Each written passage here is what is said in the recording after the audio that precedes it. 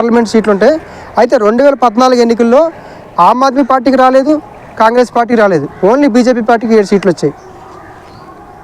ఎప్పుడు 2014లో. 2019లో కూడా ఆమ్ ఆద్మీ పార్టీకి ఏం రాలేదు, కాంగ్రెస్ పార్టీకి ఏం రాలేదు, మళ్ళీ బీజేపీకి మళ్ళీ 7 సీట్లు రావడం జరిగింది. మళ్ళీ 2024 ఎన్నికల్లో ఆమ్ ఆద్మీ పార్టీకి ఏం రాలేదు, కాంగ్రెస్ పార్టీ కూడా ఏం రాలేదు, మళ్ళీ బీజేపీకి మళ్ళీ 7 సీట్లు రావడం జరిగింది. ఇక్కడ మనం ప్రధానంగా గమనించినట్లయితే మాత్రం, ఇక్కడ వాస్తవ కోణం గమనించినట్లయితే మాత్రం బీజేపీకి ఓట్ షేరింగ్ ఉన్నదని వాస్తవం. అవి సీట్లుగా కన్వర్ట్ అవ్వలేదు. Point number 1. పాయింట్ నెంబర్ 2, ఇక్కడ కంటిన్యూగా బీజేపీకి 3 సార్లు 7 పార్లమెంట్. అందరికీ నమస్కారం, నేను మీ ఆడా నారాజు. ఈసారి ఢిల్లీలో జరిగే ఎన్నికల్లో బీజేపీ పార్టీ ఖచ్చితంగా గెలుస్తుంది అన్న వార్తలు కూడా ఎక్కువ రావడం జరుగుతుంది. దానికి అనేక కారణాలు ఉన్నాయి. అయితే నిజంగా బీజేపీ ఢిల్లీలో గెలిచే సత్తా ఉందా? నిజంగా బీజేపీ ఢిల్లీలో గెలిచే అంత అవకాశం ఉందా? ప్రభుత్వ వ్యతిరేకతను బీజేపీ అనుకూలంగా మలుచుకొని బీజేపీ మళ్ళీ ఢిల్లీలో చాలా కాలం తర్వాత మళ్ళీ ఢిల్లీలో బీజేపీ అధికారం దక్కించుకునే అవకాశం ఉందా? మన దేశానికి స్వాతంత్రం వచ్చినప్పటి నుంచి ఒక్కసారి మాత్రమే ఢిల్లీలో బీజేపీ పార్టీ అధికారంలోకి రావడం జరిగింది. అయితే నిజంగా ఢిల్లీలో బీజేపీ పార్టీ గెలిచే అవకాశం ఉందా? అసలు వాస్తవ కోణం ఏంటి? నిజంగా అంత ఓట్ షేరింగ్ ఉందా అని ఒకసారి తెలుసుకునే ప్రయత్నం చేద్దాం. 2020 ఎన్నికల్లో ఢిల్లీలో జరిగిన ఎన్నికలు మనం గమనించినట్లయితే మాత్రం ఆమ్ ఆద్మీ పార్టీకి 62 సీట్లు రావడం జరిగింది, బీజేపీ పార్టీకి 3 సీట్లు రావడం జరిగింది, కాంగ్రెస్ పార్టీకి 7 సీట్లు రాలేదు. అయితే ఆమ్ ఆద్మీ పార్టీకి ఉన్న ఓట్ షేరింగ్ 54.3%. ఆమ్ ఆద్మీ పార్టీకి ఉన్న ఓట్ షేరింగ్ 54.3%. బీజేపీకి ఉన్న ఓట్ బ్యాంకింగ్ 32.3% రావడం జరిగింది. ఎప్పుడు 2020 ఎన్నికల్లో బీజేపీ పార్టీకి 32.3% ఓట్ షేరింగ్ రావడం. సీట్లు మాత్రం ఓన్లీ 3 రావడం జరిగింది. సీట్లు ఏమో 3 రావడం జరిగింది. 54.3% ఉన్న వాళ్ళకి 62 సీట్లు రావడం జరిగింది. 32.3% కేవలం 3 సీట్లు రావడం జరిగింది.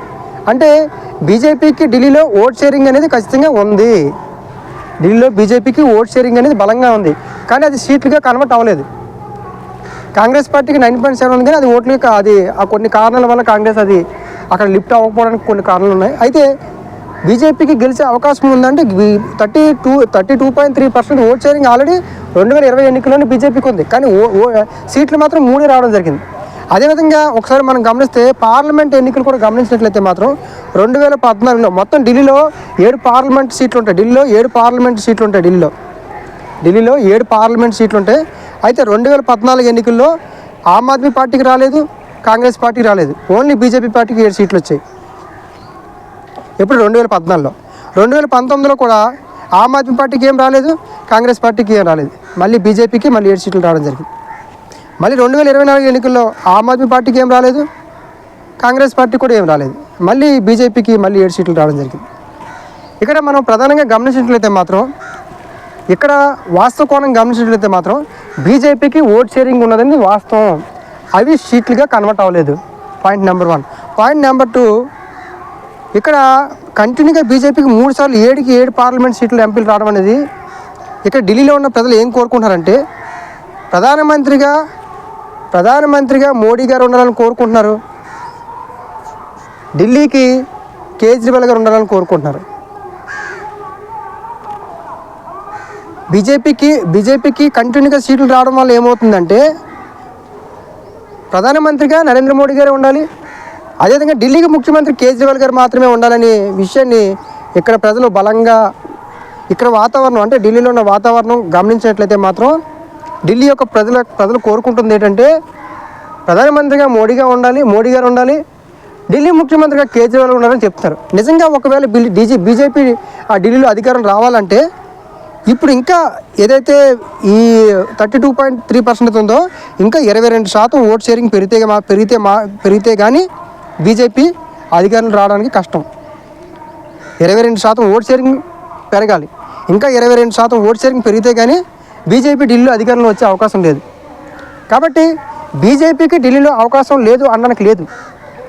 ప్రభుత్వ వ్యతిరేకత లేకపోతే ఇంకొన్ని ప్రధాన అంశాలు ఏమైనా ఇన్ఫ్లుయెన్స్ చూస్తే బీజేపీ కూడా అనుకూలమైన అవకాశాలు లేవని అనడానికి లేదు.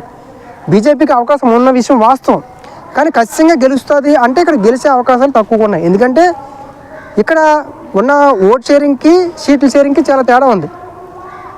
అదేవిధంగా ప్రజలు కోరుకుంటుంది ఏంటి, ఢిల్లీకి ముఖ్యమంత్రి కేజ్రీవాల్ గారు ఉండాలి, ప్రధానమంత్రిగా మోడీ గారు ఉండాలనే విషయాన్ని ఇక్కడ ఢిల్లీలో ఉన్న ప్రజలందరూ కోరుకుంటున్నారు. కాబట్టి ఢిల్లీలో బీజేపీ పార్టీ గెలుస్తుందా గెలవదా, ఢిల్లీలో బీజేపీ గెలిచే అవకాశం ఉందంటే ఈసారి మాత్రం ఢిల్లీలో బీజేపీకి గతం కంటే బెటర్గా ఉన్న విషయం వాస్తవం గ్రౌండ్ లెవెల్లో. అయితే అది ఓట్లుగా సీట్లుగా కన్వర్ట్ అయితే మాత్రమే అది బీజేపీ అధికారంలోకి వచ్చే అవకాశం ఉంటుంది. అది ఓట్లుగా సీట్లుగా కన్వర్ట్ అవ్వకపోతే మాత్రం బీజేపీ రాకుండా మళ్ళీ ఆమ్ ఆద్మీ పార్టీ వచ్చే అవకాశం ఉంటుంది. కాబట్టి ఓట్ షేరింగ్ ఉన్న విషయం వాస్తవం కాబట్టి ఖచ్చితంగా బీజేపీకి అవకాశం ఉందని చెప్పుకోవచ్చు. కానీ అది ఖచ్చితంగా ఓట్ షేరింగ్ సీట్లుగా మారితేనే ఢిల్లీలో బీజేపీ అవకాశం వచ్చే అవకాశం ఉంటుంది. అదేవిధంగా ఈసారి ఎన్నికల్లో బీజేపీ ఎందుకు ఇంత ప్రధానంగా ఈ ఢిల్లీ మీద ఫోకస్ పెట్టారంటే, ఢిల్లీలో ఈసారి అధికారం దక్కించుకున్నట్లయితే మాత్రం అక్కడ ఉన్న పంజాబ్ ప్రభుత్వాన్ని కూడా బీజేపీ హ్యాండ్ ఓవర్లో చేసుకునే ప్రయత్నం చేద్దామని కూడా బీజేపీ వాళ్ళు ప్రయత్నం చేస్తున్నారు. ఢిల్లీని మాత్రం ఖచ్చితంగా ఈసారి బీజేపీ కైవసం చేసుకుంటే పంజాబ్ రాష్ట్రం కూడా బీజేపీ కైవసం చేసుకునే ప్రయత్నాలు జరిగే అవకాశం ఉంటుంది. కాబట్టి బీజేపీ వాళ్ళు ప్రధానంగా ఫోకస్ చేయడానికి కారణం ఏంటంటే ఆల్రెడీ ఓట్ షేరింగ్ ఉంది కాబట్టి, పార్లమెంట్ ఎలక్షన్లో కూడా మనకు పాజిటివ్గా ఉన్నాయి కాబట్టి ఈసారి ఖచ్చితంగా మనకు అవకాశం ఉంటుంది. కాబట్టి గ్రౌండ్ లెవెల్లో బలంగా పనిచేయండి అని చెప్పి బీజేపీ క్యాడర్కి అవకాశం ఇవ్వడం జరుగుతుంది. అదేవిధంగా బీజేపీ క్యాండిడేట్లు కూడా బలంగా ఆర్ఎస్ఎస్ అదేవిధంగా బీజేపీ క్యాండిడేట్లు కూడా బలంగా ఇక్కడ ప్రయత్నాలు చేస్తున్నారు. కాబట్టి బీజేపీ పార్టీకి ఢిల్లీలో గెలిచే అవకాశం లేకపోలేదు. అది ప్రజలు నిర్ణయించుకునే నిర్ణయాన్ని బట్టి, ప్రజలు మళ్ళీ కేజ్రీవాల్కి అవకాశం ఇవ్వాలా వద్దా అనే దాన్ని బట్టి ఈసారి ఎన్నికలు ఆధారపడే అవకాశం ఉంటుంది. కానీ ఖచ్చితంగా మాత్రం ఢిల్లీలో మాత్రం బీజేపీకి ఓట్ షేరింగ్ ఉన్న విషయం వాస్తవం. Thank you.